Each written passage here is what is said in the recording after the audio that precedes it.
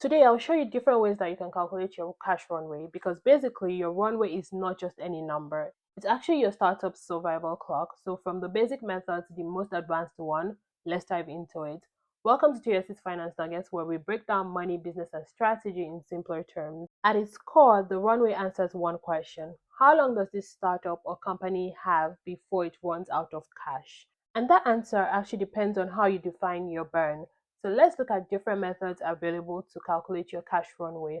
The first is a simple method, your cash divided by your monthly burn. So if your monthly burn is 10,000 and you have 120k in the bank, so your cash runway is 10 months. It's very simple, but it's also very dangerous because your expenses are constant, your revenue doesn't change, nothing unexpected happens, which is basically almost never true in a startup world.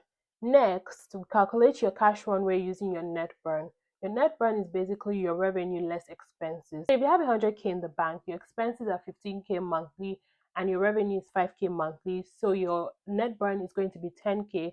And if you divide this by 100k, you have 10 months of runway. This is closer to reality and is less dangerous than the first formula, but let's look at a more realistic approach. Real startups don't actually have constant burn because every month things actually change. The hiring costs could increase, the marketing spend could fluctuate, also the revenue could increase. This is why it's more realistic to not just use one constant burn to actually calculate your runway. In month 1, your net burn could be 10k, in month 2 it's 20k, in month 3 it could be 15k, and then you can use the average of this to have a more realistic runway.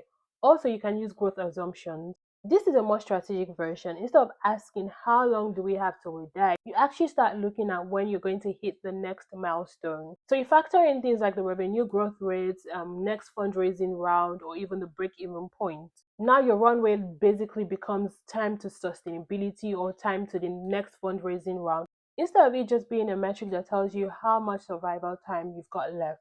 So if you're calculating your cash runway, you should try to avoid the most popular mistake, like using one static number for your burn, ignoring revenue changes, or even ignoring future uncertainties, because the cash runway is not just a number. It's a tool that can actually be used to make decisions, when to raise funds, when to cut costs, when to accelerate growth. So if you're not using this tool properly, you might actually be flying blindly. So next time someone mentions their cash runway, you can ask what method was used to calculate it, and this will give you a clearer picture of the business. Thank you for watching this video. If you found it useful, give it a thumbs up and also follow at Toyosi's Finance Nuggets. Goodbye.